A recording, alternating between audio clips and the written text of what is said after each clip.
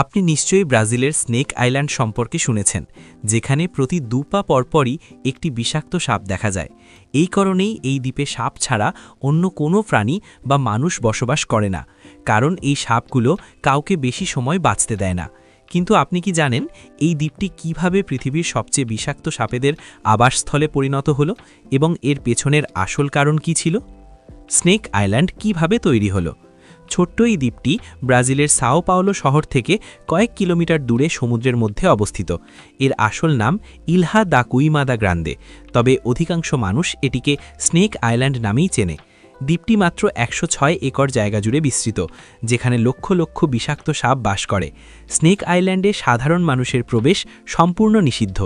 এখানে শুধুমাত্র বিজ্ঞানী ও গবেষকদের কয়েক ঘন্টার জন্য গবেষণার কাজে যাওয়ার অনুমতি দেওয়া হয়।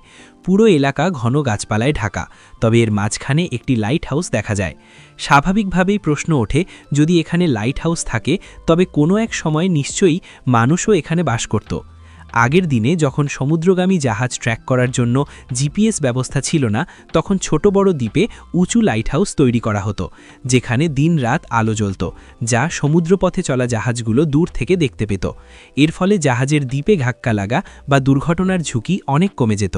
কিন্তু লাইট হাউস সচল রাখতে একজন কর্মচারীকে 24 ঘন্টা সেখানে থাকতে হতো, দ্বীপ জনবসতিহীন হোক বা না হোক। বর্তমানে স্নেক আইল্যান্ডের লাইট হাউস স্বয়ংক্রিয়ভাবে কাজ করে, তবে 1920 সালের দিকে এক কর্মচারী তার পরিবারসহ সেখানে থাকতেন।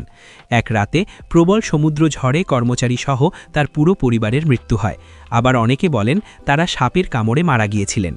এই ঘটনার পর আর কেউ সেখানে কাজ করার সাহস দেখায়নি। এখন প্রশ্ন হলো, এই দ্বীপে এত সাপ এলো কিভাবে? এর উত্তর জানতে আমাদের প্রায় 11,000 বছর পেছনে যেতে হবে।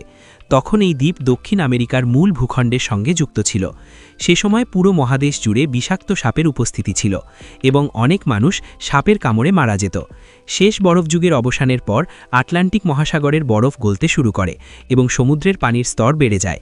এর ফলে দক্ষিণ আমেরিকার একটি অংশ ভেঙে আলাদা হয়ে যায়, যা পরে স্নেক আইল্যান্ড নামে পরিচিত হয়।